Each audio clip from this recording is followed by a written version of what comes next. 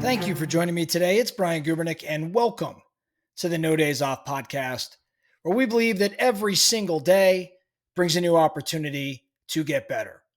Today, we are going to get better at money by taking a look at one of my favorite books around money, not just over the past couple of years, but maybe ever, and that's Morgan Housel's book, The Psychology of Money.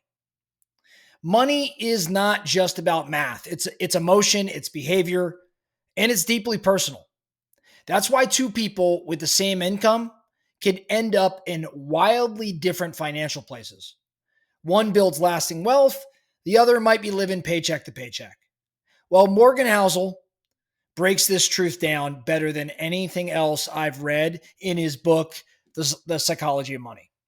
And today I really want to walk through the 6 key lessons from that book. Again, we've referenced it in the past, but it's one I had to break out again. I think it's one we take a look at least every 6 to 9 months or so. I would strongly encourage you to do that because it is just a genius book. I think it's simplified, it's focused, and it's tailored to help you feel more confident with your money. I do not think what Morgan teaches are hacks. What I'm going to talk about, these aren't hacks. I think these are mental models. And these mental models shift the way you think about saving, about spending, and about building wealth.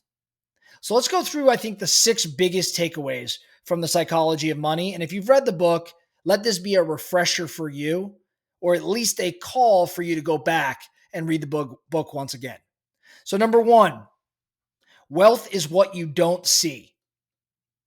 That car in the driveway, that new watch, that trip to Cabo, that's spending. It's not wealth.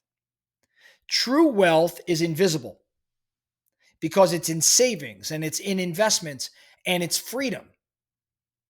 Don't confuse the appearance of success with actual financial stability. Takeaway number 1, wealth is what you don't see. Takeaway number 2 from The Psychology of Money, time is the most powerful financial force. If I sound like a broken record on this, it's because I am.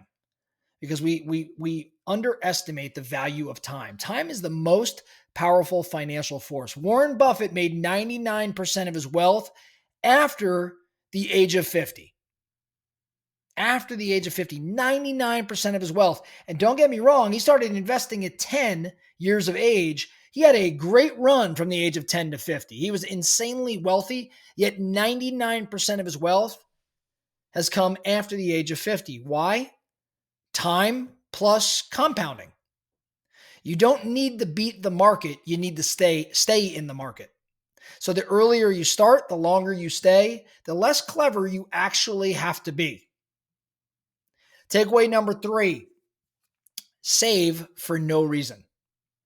Save for no reason. This is a big one. Most people only save for a big goal. They save for a house, or they save for retirement, or they save for a rainy day. But Morgan Housel makes a case for saving just to save because, call it what it is, life throws you curveballs. And when you have that cash, it gives you options. It gives you power. It gives you peace of mind. Saving money simply to give yourself future choices, or at least more choices, is an incredibly, incredibly important thing. So you save so you have more options. The more options available to you, the more powerful you become, the more peace of mind you actually have. Takeaway number 4, reasonable beats rational. Reasonable beats rational. You don't need the most optimized portfolio. You just need a system that you'll actually stick to. If that means keeping a little more cash than an expert would suggest, then that's fine. A reasonable plan consistently followed always beats a perfect plan that's abandoned after 6 months. I'm going to say that again. A reasonable plan consistently followed always beats a perfect plan abandoned after 6 months. So be reasonable because it beats rational. Takeaway number 5, comparison kills peace. comparison kills peace. You start to lose when you measure your life by someone else's. Their house, their business, their car, their exit. But you don't know their debt, you don't know their stress. So build your money life around your values, not around someone else's highlight reel. Takeaway number 6, and the last one for you today. The real goal is freedom. The real goal here with respect to money is freedom. What most of us really want isn't money, it's control over our time. Waking up and deciding what to work on, who to work with, how to spend a Tuesday. That's wealth and that's winning. Money is just a vehicle, but freedom is the destination. So those are my 6 takeaways from the psychology of money. But I have a question I want you to sit with today. This is my focusing question for the No Days Off Nation. What is one financial decision you can make this week that moves you closer to freedom?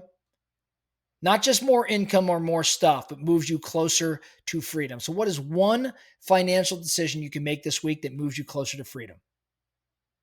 Maybe that's setting up some sort of auto savings. Maybe it's canceling some sort of status expense. Whatever it is, let it reflect who you want to be, not who you're trying to impress. And I think that's super important.